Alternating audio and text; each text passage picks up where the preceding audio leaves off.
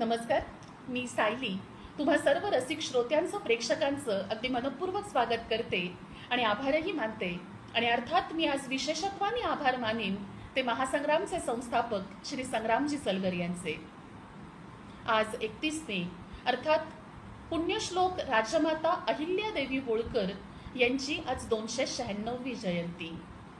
हे एक असं स्त्रीरत्न ज्याला महाराष्ट्राच्या मातीनेच नाही तर अवघ्या हिंदुस्थानाने मानाचा मुजरा केला. पुण्यश्लोक या बिरुदाला, या शब्दाला शब्दशः जागलेलं हे व्यक्तिमत्व आज शब्दातून चितारण्याचा प्रयत्न मी माझ्या परीने करणार आहे. हा वैचारिक मंच असल्याने मला अहिल्यादेवींच्या व्यक्तिमत्वातले जे गुण जसे भावले, ज्या गुणांनी मी भारावले, ज्या गुणांमधून मला प्रेरणा मिळाली, तेच गुण तुमच्या समोर मांडण्याचा आज हा मी प्रयत्न करणार आहे. अर्थात हे पुण्यश्लोक, राजमाता ही दोनही बिरुद त्यांना आयुष्याच्या खूप उतारत्या वयामध्ये मिळाली. तर मी सुरुवात करीन त्यांच्या बालपणापासून. मराठीमध्ये एक म्हण आहे, बाळाचे पाय पाळण्यात दिसतात. आणि खरोखर आपल्या महाराष्ट्रातल्या बीड जिल्ह्यातल्या चौंड ह्या गावचे पाटील माणकोजीराव शिंदे आणि त्यांच्या अर्धांगिनी सुशीलाबाई शिंदे या दाम्पत्याच्या पोटी 31 मे 1725 रोजी एका कन्या रत्नाचा जन्म झाला. माणकोजीराव आणि सुशीलाबाई दोघंही वृत्तीने अतिशय धर्मपरायण, रामायण महाभारताचे निस्सीम चाहते आणि भक्त. आणि म्हणूनच त्यांनी अत्यंत विश्वासाने आणि श्रद्धेने आपल्या या लेकीचं नामकरण केलं अहिल्या. अहिल्या या नावाचा अर्थ अतिशय सुंदर आहे. अहिल्या म्हणजे अशी जमीन, अशी भूमी जिला वज्रही भेदू शकत नाही. अशी कठोर जमीन जी स्वतः आघातांवर आघात झेलते, पण साऱ्या सृष्टीला आधार देण्याचं कामही तीच करते. मला वाटतं अहिल्यादेवींच्या व्यक्तिमत्वाचा हा जो सगळ्यात मोठा खासा विशेष दिसतो, त्याचं बीज हे त्यांच्या नावातच दडलेलं असावं. ऐन तारुण्यात आलेलं वैधव्य, खूप जवळून बघितलेले आप्तस्वकीयांचे मृत्यू आणि ही सगळी संकट, ही सगळी दुःख मनामध्येच ठेवून सगळ्या प्रजेला आधार होणाऱ्या ह्या राजमाता अहिल्यादेवी. अत्यंत पुरोगामी विचार असलेल्या घरात अहिल्यादेवींचं बालपण मोठ्या आनंदात गेलं. तो जो काळ होता 1725चा, तो अत्यंत धकाधकीचा कालखंड म्हणला पाहिजे. धकाधकीचा ह्याच्यासाठी कारण इथे स्वातंत्र्याचा जयनाद ह्या मातीच्या कणाकणातून उमटत होता. 16व्या शतकातच छत्रपती शिवरायांनी इथे स्वराज्याची स्थापना केली होती. छत्रपती शंभू महाराजांनी ह्या स्वराज्य मंदिरावरती स्वतःच्या पराक्रमाने सुवर्ण कळस उभा केला होता. त्या कळसाची ध्वजा ठरल्या होत्या त्या सखीराज्ञी महाराणी येसूबाई साहेब. आणि ह्या धर्मध्वजेवरची, ह्या राजध्वजेवरची सुवर्ण किनार म्हणजे सातारा गादीचे तिसरे अभिषिक्त छत्रपती, ह्या स्वराज्याचे तिसरे अभिषिक्त छत्रपती शाहू महाराज. शाहू महाराज औरंगजेबाच्या कैदेतून निसटून आले आणि या मराठी मुलखामध्ये जणू नवचैतन्य परत आलं. अनेक वीर योद्धे स्वयंप्रेरणेने शाहू महाराजांच्या पक्षात उभे ठाकले आणि सुरू झाला ह्या मराठी राज्याचा साम्राज्य बनण्याचा प्रवास. अनेक अनेक वीर योद्ध्यांनी ह्या स्वराज्यातून साम्राज्य घडवण्यासाठी स्वतःच्या प्राणांची आहुती दिली. स्वतःचा पुरुषार्थ, स्वतःचा पराक्रम अक्षरशः पणाला लावला. आणि ह्या स्वराज्याच्या सीमा पार उत्तरेच्या दिल्लीपर्यंत धडका मारू लागल्या. सेनापती खंडेराव दाभाडे यांच्या फौजेमध्ये कदम बांडे नावाचे जे सरदार होते, त्यांच्या पदरी पेंढारी म्हणून ज्यांनी आपल्या कारकिर्दीची सुरुवात केली ते मल्हारबा होळकर पुढे स्वतःच्या पराक्रमाने राव बाजीराव साहेब अर्थात थोरले बाजीराव साहेब यांच्या फौजेतून लढता लढता स्वतःच्या स्वामीनिष्ठेनी, स्वतःच्या पराक्रमानी उत्तरेतल्या माळवा प्रांताचे प्रांताधिकारी बनले. इकडे बीड जिल्ह्यामध्ये 1725 साली ह्या लहानग्या अहिल्यानी जन्म घेतलेला होता. अर्थातच हा काही राजवंश नव्हता आणि त्यामुळे आपली लेक पुढे जाऊन राजमाता होईल असं स्वप्नातही माणकोजीराव किंवा सुशीला देवींना वाटणं शक्य नव्हतं. पण दैवाघरचे नेमानेम अज्ञात असतात, हेच खरं. शिवपूजा आणि शिवध्यान हा जणू लहानग्या अहिल्येचा 6वा प्राण होता. नित्य शिवपूजनामध्ये दंग असलेली अहिल्या पण माणकोजीरावांसारख्या दूरदृष्टी आणि पुरोगामी विचार असलेल्या वडिलांची लेक होती. ज्या काळात मुलींची एकदा लग्न लावून दिली की आपली जबाबदारी संपली असं मानणाऱ्या आई वडिलांचा जमाना होता, त्या काळात माणकोजीराव मात्र आपल्या लेकीला सर्व गुण संपन्न कसं बनवता येईल याचा अहर्निश विचार करत होते. खास पंतोजींची नेमणूक करून त्यांनी लहानग्या अहिल्याला लिहायला वाचायला शिकवलं. नुसतं लिखाण वाचन करून माणकोजीराव थांबले नाहीत, तर काळाची गरज ओळखून त्यांनी लहानग्या अहिल्याला तलवारबाजी, दांडपट्टा चालवायला शिकवला. चढ्या घोड्यावर स्वार होऊन तिला घोडेस्वारी करायला शिकवली. वृत्तीने अत्यंत सात्विक आणि भक्तीमध्ये रमलेली अहिल्या त्याच्या बरोबरीनेच शस्त्रास्त्रांमध्येही निपुण होत होती. उपजतच असलेली कुशाग्र बुद्धिमत्ता तिला वडिलांच्या निगराणीखाली उत्तम पैलू पडत होते. मी तर असं म्हणेन की भविष्यातल्या राजमातापणाचा पाया हा इथे बीड जिल्ह्यातल्या चौंड या गावी रचला जात होता. मध्यंतरी एक आख्यायिका वाचनात आली. अर्थात ही आख्यायिका आहे ती खरी खोटी हे मला ठाऊक नाही, पण तरीही मला ही कथा अतिशय रंजक वाटली. ही लहानगी अहिल्या हळूहळू मोठी होत होती आणि ती साधारण 8-9 वर्षांची झाली, अर्थात विवाह योग्य झाली. आणि माणकोजीराव आणि सुशीला देवी यांच्या मनात अहिल्यासाठी आता कुठून वर शोधायचा असा विचार रुंजी घालायला लागला होता. ह्याच सुमारास माळवा प्रांताचे प्रांताधिकारी मल्हारबा होळकर ह्या चौंड गावातून पुढे पुण्याच्या दिशेने निघालेले असताना वाटेतल्या एका चौंड मधल्याच एका शिवमंदिरात पूजेसाठी म्हणून निघाले. अर्थात माळवा प्रांताचे प्रांताधिकारी येणार असं म्हणल्यानंतर ते मंदिर अत्यंत निर्मनुष्य करण्यासाठी त्यांच्या सैनिकांचे प्रयत्न सुरू झाले. हे प्रयत्न करत असताना बहुतेक सारी गर्दी हटवण्यात शिपायांना यश मिळालं. पण एका कोपऱ्यात एक सावळीशी पण अत्यंत तजेलदार चेहऱ्याची मुलगी डोळे मिटून शिवस्तुतीमध्ये अशी रममाण झालेली होती की आजूबाजूला काय कोलाहल चालू आहे ह्याचा तिला जराही थांगपत्ता नव्हता. आता शिपाई तिच्या दंडाला धरून तिला उठवणार इतक्यात खाशा मल्हारबांची स्वारी देवळात प्रवेशली आणि त्यांनी त्या शिपायाकडे एक जळजळीत कटाक्ष टाकला आणि त्यांनी विचारलं, ही कोण मजाल? एखादा भक्त देवाच्या द्वारी त्याच्या ध्यानात रममाण असताना केवळ आम्ही आलो ह्या कारणांनी त्याचा ध्यानभंग करू बघताय? बसू दे त्या लेकीला तिथे. थोडासा समय लोटला. मल्हारबा गाभाऱ्यात जाऊन शिवपिंडीची यथासांग पूजा बांधून बाहेर आले.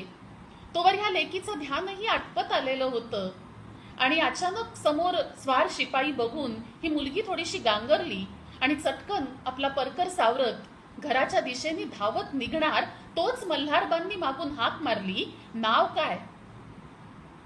ही मुलगी क्षणभर थबकली, वळली. मल्हारबांच्या चेहऱ्यावरती त्यांच्या रांगड्या पराक्रमाचं तेज खुलून दिसत होतं. ती बघत राहिली. त्या पराक्रमाने ती दिपून गेली. तिने चटकन अदब नमस्कार केला आणि उत्तरली, जी म्या अहिल्या, चौंडाचे पाटील माणकोजीराव शिंदे यांची लेक मी.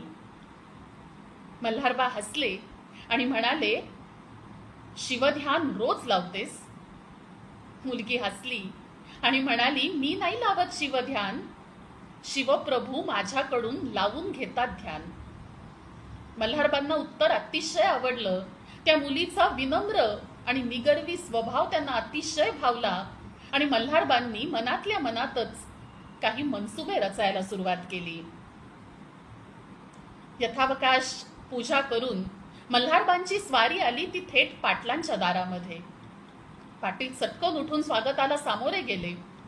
गावचे पाटील असल्याने अशा थोड्या मोठ्यांचं येणं जाणं कायमच असायचं. पंक्तीचा बेत आखला.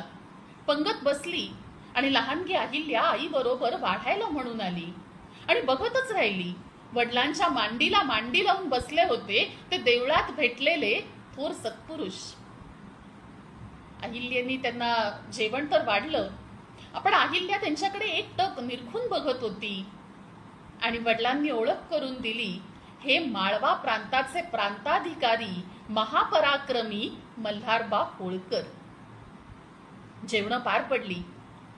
आता निघण्याची वेळ झाली आणि मल्हारबांनी माणकोजींना विचारलं, पाटील, आपल्या धर्माची रीत अतिथी देवो भव. अतिथी म्हणून काही मागितलं तर द्याल.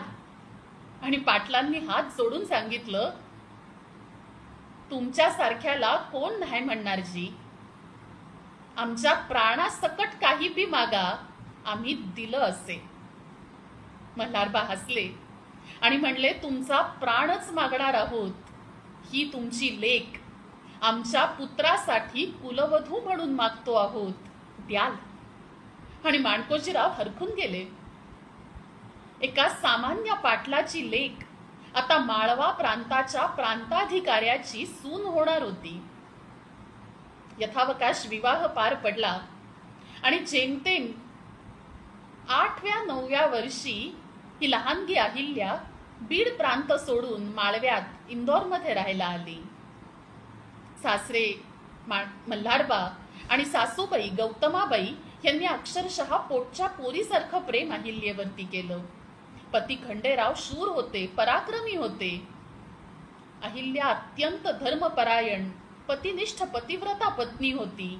अत्यंत लाघवी स्नुषा होती आणि तितकीच ती वत्सल राज्यकर्तीही होती. काही काळ हा अहिल्याच्या वैयक्तिक आयुष्यातला अत्यंत सुखाचा आनंदाचा असा म्हणावा लागेल. प्रथम पुत्र आणि नंतर कन्या रत्नाचा लाभ अहिल्याबाईंना झाला. पण आता मात्र दुर्दैवाचे दशावतार अहिल्याबाईंना दिसू लागले. पुत्र अर्धवट वेडसर निघाला. कन्या मुक्ता ती मात्र शहाणी निघाली आणि मग मात्र अहिल्याबाईंनी अत्यंत श्रद्धेने नर्मदेश्वरासमोर डोकं टेकलं. पती खंडेराव हे काहीसे छंदी फंदी वृत्तीचे. त्यांनी अहिल्याबरोबरच इतर अनेक नाटकशाळा उपस्त्रिया बाळगलेल्या होत्या. पण त्याबद्दल मनात खेद न करता वाट्याला आलेल्या सुखात समाधान मानत अहिल्या दिवस कंठत होती. आणि 1754चं साल उजाडलं तेच मुळी अहिल्याच्या आयुष्यावरती एका संकटाचं सावट घेऊनच. कुंभेरीच्या लढाईमध्ये खंडेराव गोळी लागून ठार झाले.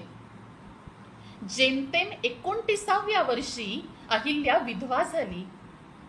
अहिल्याने सती जायची सारी सिद्धता केली आणि मल्हारबा ज्यांनी ह्या सुनेवरती अक्षरशः पोटच्या लेकीसारखं प्रेम केलं होतं ते धावत आले आणि अहिल्याला म्हणाले, गेली ती आमची सून होती, जो जिवंत आहे तो आमचा लेक आहे. मल्हारबांच्या ह्या अकृत्रिम प्रेमापुढे अहिल्याबाई निशब्द झाल्या. गौतमाबाईंनी त्यांना पोटाशी धरलं आणि विनवणी केली, अहल्या, अगं माझा पुत्र तर मी गमावला, आता तूही गेलीस तर आम्हा म्हाताऱ्यांनी कुणाच्या तोंडाकडे बघायचं. आणि अहिल्या देवी सती जाण्या वाचून मागे राहिल्या. ही पुरोगामी विचाराची आणखी एक साक्ष होती की सतीची सारी सिद्धता करून सतीचं वाण त्यांनी खाली ठेवून दिलं. अशीच एक घटना घडली होती 16व्या शतकात. राजमाता जिजाऊ साहेब शहाजी महाराजांच्या पश्चात सती निघाल्या होत्या आणि स्वराज्यासाठी मागे राहिल्या. इथेही मल्हारबांच्या आणि गौतमाबाईंच्या अकृत्रिम स्नेहापोटी आणि स्वराज्य विस्ताराच्या हेतूनी, ह्या स्वराज्य संवर्धनाच्या हेतूनी अहिल्या मागे राहिली. हे समस्त लेकावळे म्हणजे अर्थात खंडेरावांची अनवरस संतती, त्यांचाही प्रतिपाळ अहिल्याबाईंनी स्वतःच्या शेवटच्या श्वासापर्यंत अगदी पुत्रवत केला. त्यावरूनच साक्ष पटते की ही अहिल्या म्हणजे साक्षात वात्सल्य सिंधू होती, साक्षात वात्सल्य मूर्ती होती. मी पुन्हा म्हणेन की शिवपूजा हा ज्यांचा 6वा प्राण होता, त्या शिवासारख्याच या अहिल्याबाई होत्या. आपल्या वेद पुराणांमध्ये या भगवान शिवाचं वर्णनच असं केलं जातं की भक्तांसाठी भोळा सांब आणि दैत्यांसाठी कर्दन काळ. देवी अहिल्या अशाच होत्या. त्यांच्यावर प्रेम करणाऱ्या, त्यांच्या साऱ्या प्रजाजनांसाठी त्या अत्यंत वात्सल्य सिंधू होत्या. पण जो कोणी स्वराज्याकडे वाकडी नजर करून बघेल त्याच्यासाठी मात्र त्या साक्षात दुर्गा, चंडी, कालिका होत्या. माहेरच्या घरी घेतलेलं युद्ध शिक्षण त्यांनी वाया जाऊ दिलं नाही. सासरी आल्यावरही मल्हारबांनी त्या शिक्षणात खंड पडू दिला नाही आणि म्हणूनच एक कसलेली वीरांगना, एक उत्तम क्षात्राणी अहिल्याबाईंच्या रूपात आपल्या इतिहासाला लाभली. त्यांनी अनेक स्वाऱ्या शिकाऱ्यांचं नेतृत्व स्वतः फौजेच्या अग्रभागी राहून केलेलं होतं. अत्यंत धर्मपरायण असलेल्या अहिल्याबाईंनी अनेक तीर्थक्षेत्रांचा, अनेक देवस्थानांचा जीर्णोद्धार केला आणि हा जीर्णोद्धार करताना कुठेही अहंभाव मनाशी बाळगला नाही. खास करून 12 ज्योतिर्लिंगांची त्रिकाळ पूजा, त्रिकाळ नंदादीप आणि नैवेद्याची व्यवस्था त्यांनी स्वतःच्या खाजगीच्या खर्चातून लावली. 12 ज्योतिर्लिंगांमधल्या अनेक ज्योतिर्लिंगांची पुनर्बांधणी त्यांनी केली आणि हे सगळं करत असतानाच त्यांनी त्यांचा राज्यकर्ती म्हणून त्यांची जी भूमिका होती तीही कधीही सोडली नाही किंवा त्या कर्तव्यात कधी कसूरही केली नाही. जशी ही नाळ त्यांनी उत्तरेतल्या प्रदेशाशी जोडली, तशी महाराष्ट्राशी जी त्यांची जन्मनाळ जुळलेली होती, जी त्यांची जन्मभूमी होती, त्या मराठी मातीलाही त्या कधीही विसरल्या नाहीत. होळकर धनगर समाजाचे, त्यामुळे अर्थातच त्यांचा कुलदेव होता जेजुरीचा खंडेराया. ह्या जेजुरीच्या खंडेरायाचाही जीर्णोद्धार अहिल्याबाईंनी केला. पाण्याची टाकी बांधली, अनेक ठिकाणी विहिरी म्हणजे बावड्या खोदल्या. जेजुरीच्या खंडेरायाला सोन्याचं शेला पागोटं त्यांनी अर्पण केलं. जितकं म्हणून करता येईल तितकं सगळं केलं. एखादी व्रतस्थ योगिनी जशी वावरते तशा व्रतस्थ योगिनी सारख्या राजसुखापासून अलिप्त राहून पण राज्याच्या सुखासाठी मात्र अविरत झटणारी ही राजमाता होती. पती खंडेरावांच्या निधनानंतर त्या इंदूरच्या राजसी वैभवात कधीच रमल्या नाहीत, ना कधी तिथल्या राजवाड्यात राहिल्या. नर्मदेच्या तटी असलेल्या माहेश्वर या छोट्याशा गावात त्यांनी आपला मुक्काम केला आणि तिथेच राहून नर्मदेश्वराचं दर्शन घेत त्याची त्रिकाळ पूजा बांधत ध्यानधारणेमध्ये मग्न होत अत्यंत दक्षतेने स्वतःच्या माळवा प्रांताचा कारभार त्यांनी यथास्थित पाहिला. आणि थोडकी नाही, तब्बल 3 दशक म्हणजे तब्बल 30 वर्ष ह्या माळवा प्रांतामध्येच चंबळचं खोरं येतं आणि जिथे भिल्ल, रामोशी यांचा उपद्रव खूप मोठा होता. अहिल्याबाईंचं आणखी एक वैशिष्ट्य त्यांच्या सात्विक प्रवृत्तीचं द्योतक म्हणजे त्यांनी ह्या माणसांना सरसकट मुसक्या बांधून आणून मारून नाही टाकलं. माऊलींनी पसाय दानात जे दान मागितलं, जे खलांची व्यंकटी सांडो तया सत्कर्मी रती वाढो. दुष्टांचा दुष्टपणा जाऊ देत आणि सत्कर्मामध्ये त्यांची आवड वाढीला लागू देत, ह्या ओळी अहिल्याबाईंनी शब्दशः जगल्या. ह्या भिल्ल रामोशांच्या म्होरक्यांचं मतपरिवर्तन अहिल्याबाईंनी घडवून आणलं. ही साधी आणि सोपी गोष्ट नाही. अट्टल चोर दरोडेखोरांचं मतपरिवर्तन करणं हे मला वाटतं अत्यंत साधू सात्विक प्रवृत्तीच्याच माणसांना जमतं. कारण ह्या व्यक्तिमत्वाचा दराराच असा होता की आईसाहेब बोलतील तो प्रत्येक शब्द तिथली प्रजा आज्ञाप्रमाण समजत होती. आईसाहेबांचं बोलणं अत्यंत मृदू होतं आणि जेवढं आवश्यक तेवढंच त्या बोलायच्या, मितभाषी होत्या.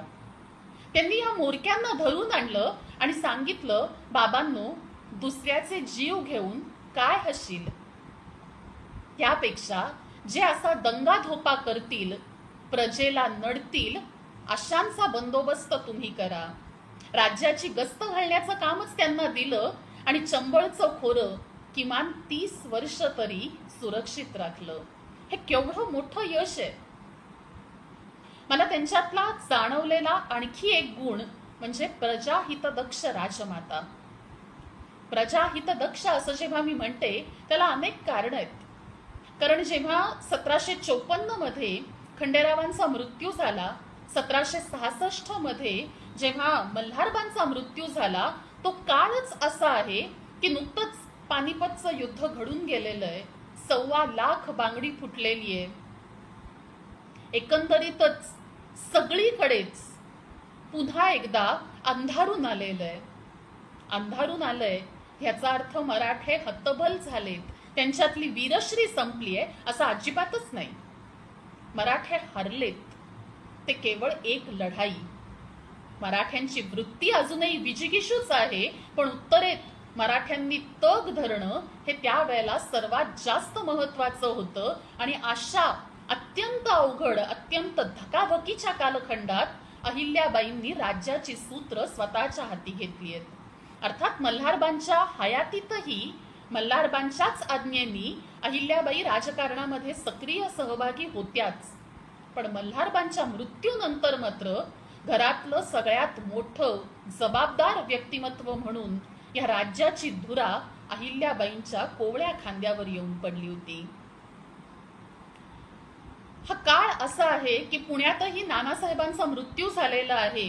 सत्तेसाठी पेशवाईमध्ये दुही उभी ठाकलेली आहे आणि अत्यंत तरुण पोरस्वदा असे थोरले माधवराव पेशवे अत्यंत तडफेनी पुण्यात राहून पेशवाईचा कारभार करत हिंदुस्थानवर राज्य जमवायला बघता आहेत. अशा वेळेला पुण्यश्लोक अहिल्याबाई, ज्या त्यांना खरोखर पुत्रवत प्रेम करायच्या, त्यांनी प्रत्येक वेळी माधवरावांना हा विश्वास दिलेला आहे की होळकर त्यांची स्वामीनिष्ठा जपत मराठा साम्राज्याच्या पाठीशी कायम उभे आहेत. उत्तरेकडच्या प्रांताबाबत निश्चिंत असा.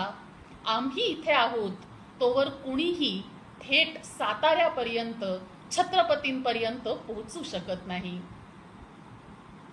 11 वर्षाची थोरल्या माधवरावांची झंझावाती कारकीर्द अहिल्याबाईंनी डोळ्यात देखत बघितली आहे. राजयक्षमासारख्या दुर्धर रोगांनी थोरल्या माधवरावांचा मृत्यू झाला. ग्रँड डफ सारखा विदेशी सुद्धा हळहळतो, म्हणतो, the pains of Panipat was no more fatal to the Maratha empire than the early end of this excellent prince. जिथे एखादा विदेशी इतका हळहळतो तिथे त्यांच्यावर पुत्रवत प्रेम करणाऱ्या अहिल्याबाई किती शोकाकुल झाल्या असतील त्याची प्रेक्षकांनीच कल्पना केलेली बरी. ह्या थोरल्या माधवरावांच्या अशा मृत्यूनंतर त्यांनी तत्पश्चात पेशवाईवर आरूढ झालेले नारायणराव यांना सांत्वनपर पत्र पाठवलंय आणि त्या पत्रात अहिल्याबाई म्हणतात की जैसे थोरले माधवराव तैसेच तुम्ही आम्हासी पुत्र आहाती. जसे तुमचे थोरले भाऊ आम्हाला मुलासमान होते तसेच तुम्हीही आहात, तर तुम्हीही थोरल्याप्रमाणेच दिगंत कीर्तीचे व्हा. पण इथेही नियती काहीशी सरस ठरली आणि राघोबा दादांनीच अत्यंत सूडबुद्धींनी शनिवारवाड्यामध्ये पेशव्यांच्या हत्याकांडाचं कारस्थान घडवून आणलं. नारायणराव मारले गेले आणि त्याच वेळेला गरोदर असलेल्या त्यांच्या पत्नी गंगाबाई साहेब यांना ह्या मराठा साम्राज्याचे अर्धयू असं म्हणता येईल अशा 12 लोकांनी एकत्र येऊन अत्यंत गोपनीयतेने आणि अत्यंत सुरक्षितपणे पुरंदरावर स्वतःच्या निगराणीखाली ठेवलं. हीच घटना मध्ययुगीन इतिहासात बारभाईंचं कारस्थान म्हणून ओळखली जाते. ह्या बारभाई कारस्थानाचाच एक भाग म्हणून फडणवीस ह्या अधिकारात नाना फडणवीसांनी सर्व प्रांताधिकाऱ्यांना, सर्व मातब्बर सरदारांना पत्र लिहिली होती आणि त्यांच्याकडून शपथ प्रमाण मागितलं होतं की थोरले बाजीराव पेशवे यांच्या थोरल्या वंशाचा वंश पुढे नेण्यासाठी स्वतःची स्वामीनिष्ठा सिद्ध करून तुम्ही ह्या गंगा भागीरथी गंगाबाई साहेबांच्या पोटी येणाऱ्या जीवालाच स्वतःचा पेशवा समजा. आणि अहिल्याबाई अत्यंत स्पष्ट आणि अत्यंत सुंदर शब्दात नाना फडणवीसांना उत्तर लिहितात. त्या म्हणतात, आमची निष्ठा थोरल्या बाजीरावांचे पायी आहेच, ती आम्हास वंदनीय आहे. त्यांच्या वंशाचा दिवा तो आमचा मार्तंड. तेव्हा सूर्याच्या सूर्यत्वाचं शपथ प्रमाण देण्याची आवश्यकता नसते. निश्चिंत व्हा, आम्ही ह्या नूतन पुत्राच्या बाजूने आहोत. काय सुंदर विचार आहे. मार्तंड या शब्दाचा दुहेरी अर्थ आपल्याला ह्यातून काढता येतो. मार्तंड म्हणजे सूर्य आणि मार्तंड म्हणजे मल्हारी मार्तंड अर्थात खंडोबा या होळकरांचा कुलस्वामी. जिथे नाना फडणवीसांनी असं पत्र पाठवलंय की थोरल्या बाजीरावांच्या वंशाचा दिवा. अहिल्याबाई किती सुंदर सांगतायत की तो पेशव्यांसाठी त्यांच्या वंशाचा दिवा असेल, पण आम्हा होळकरांसाठी तो दिवा नाही, स्वयं तेजानी तळपणारा नभांगणीचा राजा सूर्य आहे. त्यांच्या वंशाचा दिवा आम्हाला सूर्यवत तेजस्वी आणि वंदनीय आहे. सूर्याला सूर्याच्या सूर्यत्वाचं शपथ प्रमाण देण्याची गरज नाही. आणि दुसऱ्या अर्थाने त्यांच्या वंशाचा दिवा हा आमच्यासाठी आमचा कुलस्वामी मल्हारी मार्तंडाच्या बरोबरीचा आहे. भक्तांनी देवाकडे त्याच्या देवत्वाचा पुरावा मागावा, ह्यासारखं वेगळं काही असूच शकत नाही. देव देव असतो आणि भक्त भक्त असतो. तेव्हा निश्चिंत रहा, आम्ही त्यांच्याच बाजूनी कायम उभ्या असू. अर्थातच या घटनेमुळे राघोबा दादांचं चित्त अहिल्याबाईंविषयी कलुषित झालं तर नवल नव्हतंच. आणि इकडे सवाई माधवरावांच्या नावानी पेशवाईची द्वाही फिरली आणि राघोबा दादांनी इंदोरवर चालून जाण्याची तयारी केली. बाई अत्यंत शूर, पराक्रमी, धीट, दृढ निश्चयी. त्यांनी ही युद्धाची सारी तयारी जय्यत केली. इथे एक मात्र गोष्ट सांगायलाच हवी. गंगोबा तात्या हे मल्हारबा होळकरांचे जुने कारभारी अर्थात जुने दिवाण गंगाराम पंत चंद्रचूड. आणि त्यांनी थोडीशी शंका व्यक्त केली होती की एक स्त्री हा सगळा राज्यपट सांभाळू शकेल की नाही. आणि त्यांच्याची संधान साधून राघोबांनी इंदोरवर चालून यायची तयारी केली आहे. बाईंनी युद्धाची सगळी तयारी तर जय्यत केली. आणि कधी कधी म्हणतात ना की जिथे तलवार चालत नाही किंवा तलवारही चालवायच्या आधी शब्दच पुरेसे प्रहार करणारे ठरतात. बाईंनी अत्यंत परखड आणि तिखट शब्दात एक पत्र राघोबांना धाडलंय. पत्राचे शब्द फार सुंदर आहेत. त्या म्हणतात, मी विधवा, तशा पोक्त आणि आपण अटके पार झेंडे मिरवलेले राघो भरारी. तेव्हा मी आपणाकडून हारले तर त्यात नवल विशेष ते काही नाही. आणि एका स्त्रीस हरवून तुम्हास तरी काय मोठा पुरुषार्थ. पण जर माझ्याकडून आपण हरलात तर पुन्हा जगात दाखवायला तोंड उरणार नाही. तरीही यायचेच असेल तो खुशाल या, माझ्याकडून युद्धाची सारी सिद्धता झालेली आहे. आणि हे पत्र वाचून राघोबा दादा इंदोरवरती चालून न येताच थेट धारच्या पवारांकडे मदतीसाठी जाऊन दाखल झाले. आणि राज्यावर आलेलं संकट बाईंनी केवळ पत्राच्या जोरावरच उधळून लावलं. म्हणजे याचा अर्थ असा नाही की बाई युद्धाला घाबरल्या. बाई अत्यंत रणझुंजार, चिवट. पण मराठ्यांनी मराठ्यांचंच रक्त सांडावं ही नीती बाईंच्या रक्तातच नव्हती. आणि शब्दच इतके प्रहारी होते की राघोबांसमोर तलवार उचलण्याची गरज मुळात त्यांना पडलीच नाही. या व्यक्तिमत्वाचा धाकच असा आहे. पुढे मल्हारबा होळकरांनी स्वतःचे पुत्र खंडेराव यांच्या मृत्यूनंतर तुकोजीराव यांना दत्तक पुत्र म्हणून जाहीर केलं. ह्या दत्तक पुत्राच्या हाती मल्हारबांनी स्वतःच्या हयातीतही केवळ सेनेचा भार सोपवला, पण राज्याचा कारभार मात्र आपली अत्यंत लाडकी स्नुषा अहिल्यादेवी यांच्याच हातात ठेवला. यावरूनच एक सिद्ध होईल की मल्हारबांसारखा अत्यंत कर्तृत्ववान अनुभवी पुरुषही ज्यांच्या हाती राजसत्ता सुरक्षित आहे असं मानतो, त्यांचं व्यक्तिमत्व खरोखर किती अर्थाने थोर होतं. या तुकोजीरावांनी सुरुवातीला या थोरल्या वहिनींच्या विरुद्ध बखेडे मांडण्याचे प्रयत्न केले, पण अत्यंत शांत आणि संयमीपणाने वेळ प्रसंगी कठोर पावलं उचलत अहिल्याबाईंनी हे सगळे प्रयत्न विफल ठरवले. एक दोन पत्रात तर स्वतः तुकोजीराव लिहितात की मातोश्रींच्या शब्दाबाहेर आम्ही काहीही करू शकत नाही.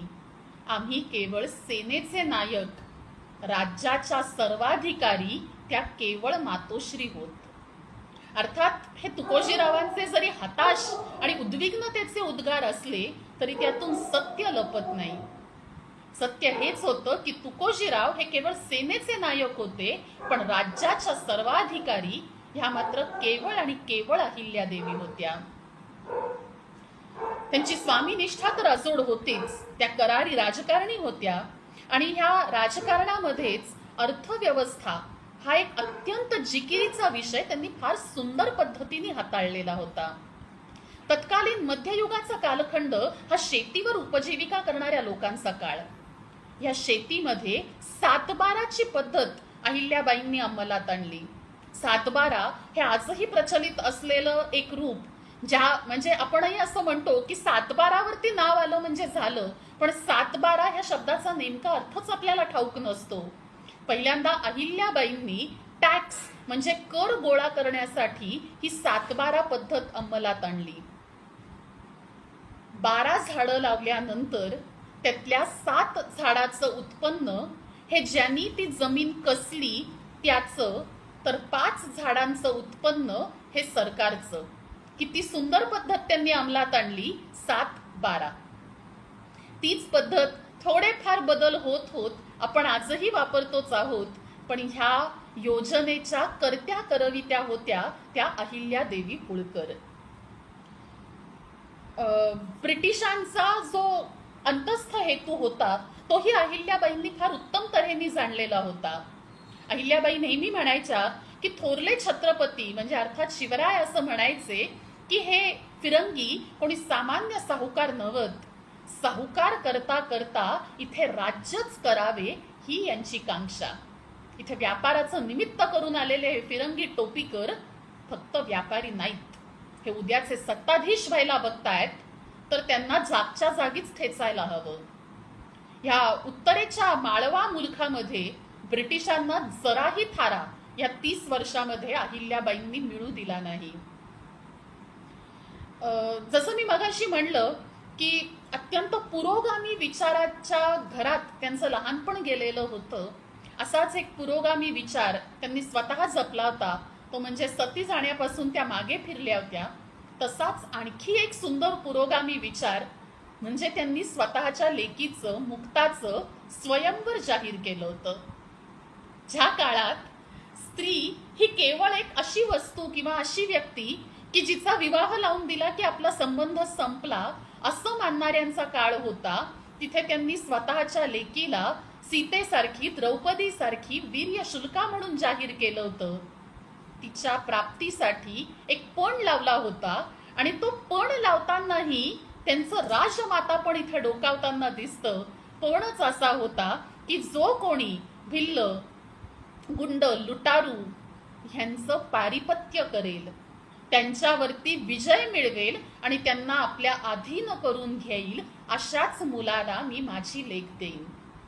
आणि यशवंतराव फणसे ह्या युवकांनी हे अत्यंत दिव्य वाटणारं कार्य सिद्ध करून दाखवलं आणि हा अहिल्यादेवींचा जामात अर्थात जावई झाला. पुढे खूप लहान वयातच यशवंतरावांचा एका युद्धामध्ये मृत्यू झाला आणि त्यांची लेक लहानगी मुक्ता सती गेली.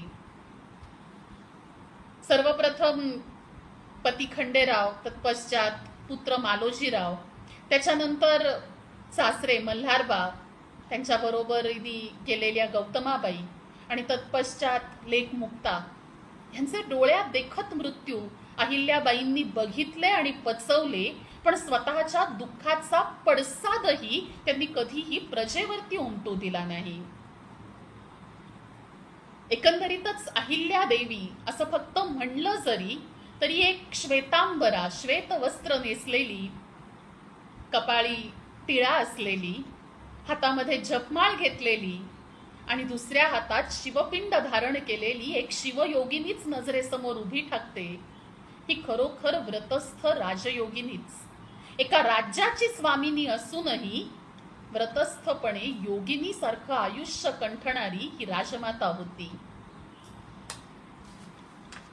आणि म्हणूनच एक शाहीर असं लिहून जातात, संसारी असोनी जिच्या वासना मेल्या, संसारी असोनी जिच्या वासना मेल्या, तिचं पुढे मग सहज मुक्ती उभ्या ठेल्या.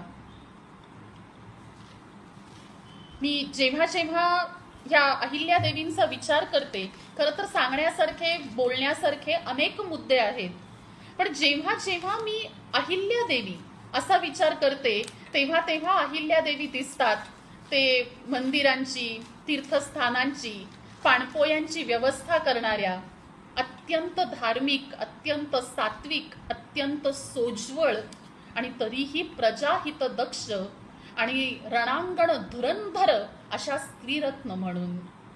मी शेवटच्या टप्प्यावरती येताना एक छोट्याशा 4 ओळींमधून मला अहिल्यादेवींचं व्यक्तिमत्व जसं भावलं तसं मांडण्याचा प्रयत्न करतेय. दुर्गा नव्हे अहिल्याच ती स्वराज्य सौदामिनी, दुर्गा नव्हे अहिल्याच ती स्वराज्य सौदामिनी, माळवा राणी शांता दुर्गा, अहिल्या शोभे शिवयोगिनी. स्वराज्य ज्योती उजळीत ठेविली, स्वराज्य ज्योती उजळीत ठेविली, तब्बल 3 तपे, कर्तृत्वासी सीमा नाही राज्ञी तेज तळपे, कर्तृत्वासी सीमा नाही राज्ञी तेज तळपे. खरोखर त्यांच्या ह्या राज्ञी तेजाला मी ही शब्द सुमनांजली अर्पण करते आणि थांबते. धन्यवाद.